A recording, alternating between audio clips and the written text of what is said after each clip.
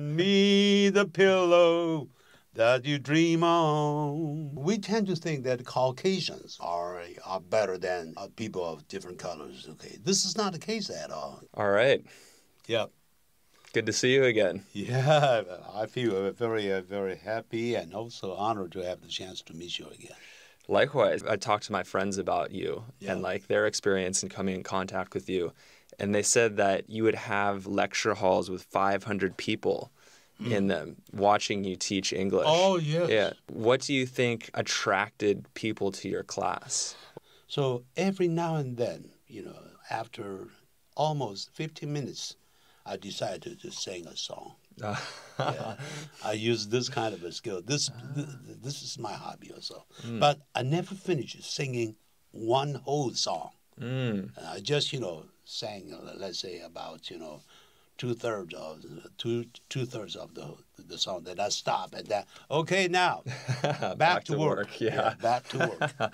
Do you feel that if you grew up in a time like now in Taiwan where people are wealthier and you didn't have to work so hard just to get by, do you think that you would be a musician or an actor right from the get-go?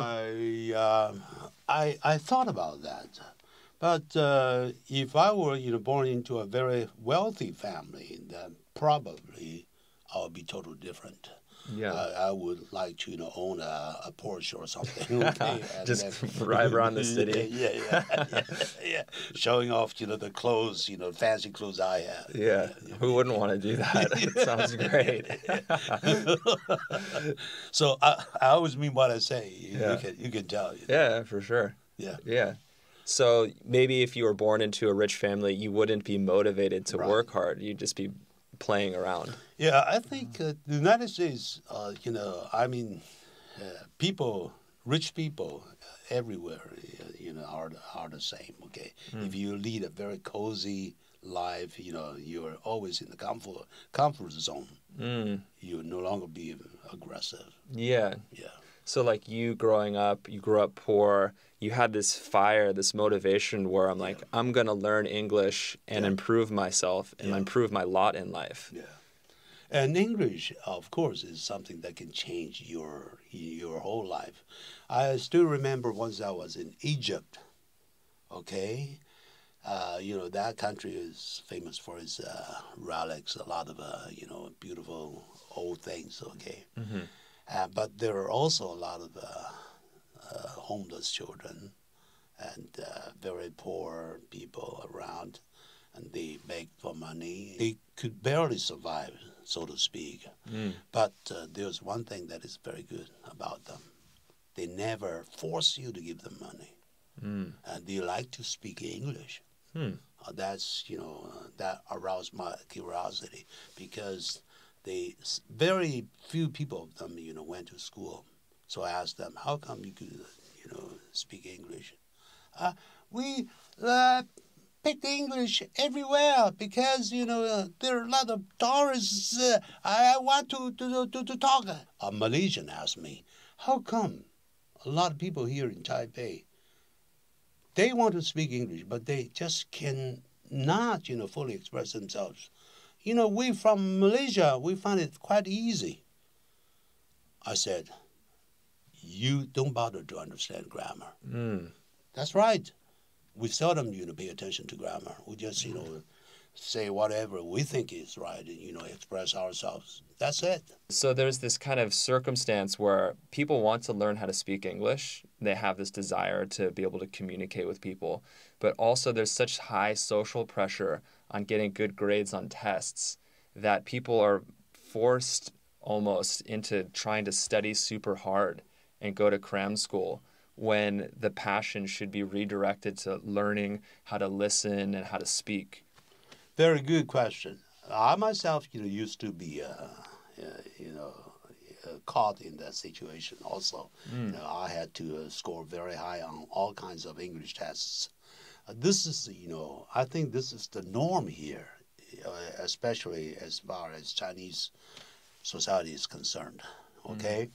They wanted their children to score high on the English tests, and then that means, their children, they can show off.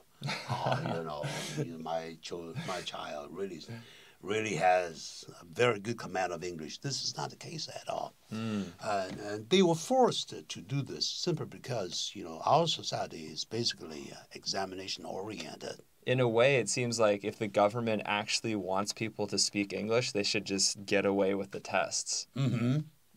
You're right. I 100% agree with you. There is a bunch of people that are, quite fortunate.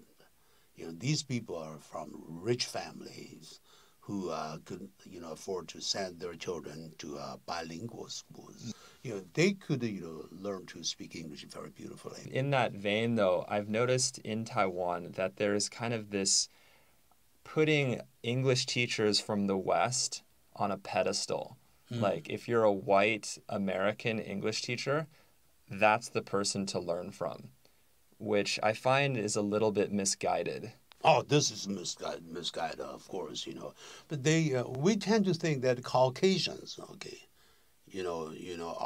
are better than, people of different colors, okay? This is not the case at all, okay?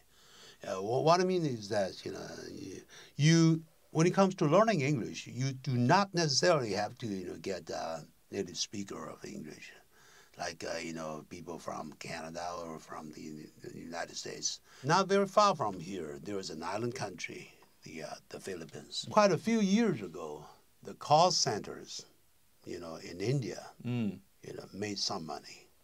But their accent is really strange, very hard to understand. Sometimes very hard, yeah. And the people in the Philippines found that it was, there was a good chance for them to use call centers to make money. And, the Filipinos are very clever. It doesn't mean that, those white Lao, speak very good English. White Lao are just like, those general people in Singapore. They speak Singlish. Yeah. But for those people that are teaching English as a second language in the Philippines, many of them, are professionals. You'll be amazed to find that, especially when you have a chance to listen to their radio programs, okay? You can hardly tell that, he is a Filipino. To my understanding, I have, some friends from the Philippines. They have never been out of their country before.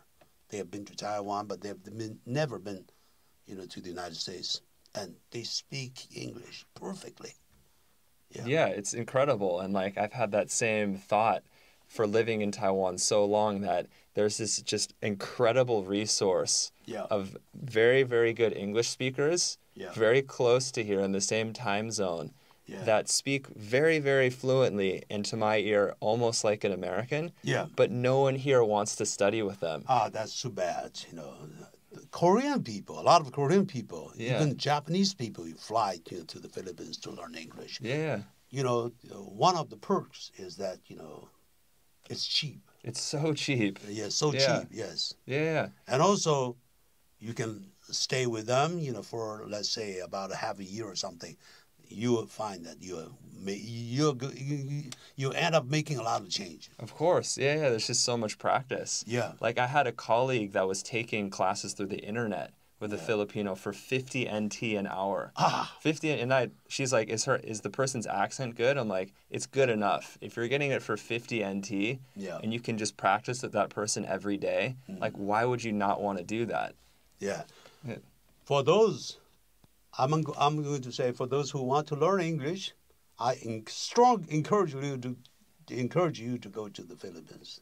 Over there, you'll find people there are also good at singing. Their voices. Very beautiful voices. Thank you so much for your time. No problem. Great to see you. Come back to see us again. Of course.